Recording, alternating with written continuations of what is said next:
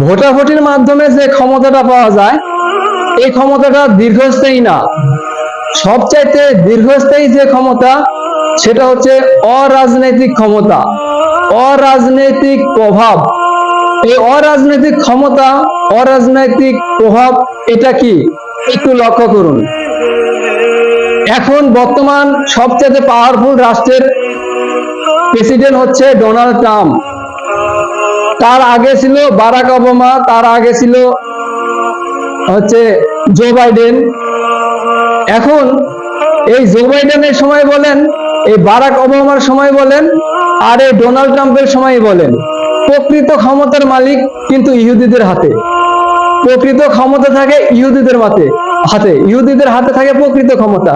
তাহলে কি ইহুদিরা এই ভোটাভুটির মাধ্যমে আমেরিকার ক্ষমতা দখল করেছে? করে নাই। কি করেছে? এটা অরাজনৈতিক প্রভাব।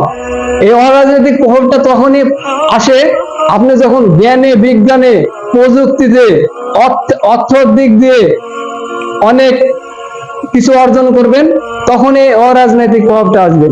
আজ আপনি ভোটাভুটি হয়ে রাষ্ট্র ক্ষমতায় গেলেন, এমপি হলেন বা প্রধানমন্ত্রী হলেন, কাল আপনি অন্যজনের, আপনার ক্ষমতা অন্যজনের অধীনে চলে যাবে।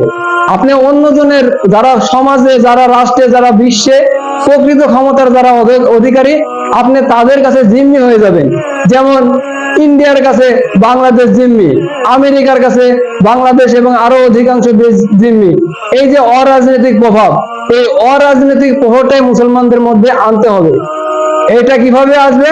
আপনি আল্লাহর কিতাব বুঝুন, আপনি আল্লাহর কিতাব পড়ুন। আল্লাহ যদি আপনার অন্তরে জ্ঞান দেয়, আপনি দেখবেন যে আসলে আপনার কি করতে হয়, আপনি তখন বুঝতে পারবেন। কিন্তু আপনি যদি কিতাবের কাছে না যান, আপনি যদি যেভাবে সমাজ চলতেছে সেইভাবে চলেন, তাহলে আপনি বুঝতে পারবেন না। তাহলে আমরা এই অরাজনৈতিকের যে প্রভাব, এই ক্ষমতাটা আমরা কখনোই পাবো না। সুতরাং আমরা আমাদেরকে সারা জীবন এই গণতন্ত্র বা ওই বিভিন্ন ইন্ডিয়া বা অন্যান্য রাষ্ট্রের গোলামি আমাদেরকে করতে হবে। মহান আল্লাহ তাআলা আমাদেরকে এই বিষয়গুলোকে উত্তমভাবে বোঝার তৌফিক দান করুন। আমিন।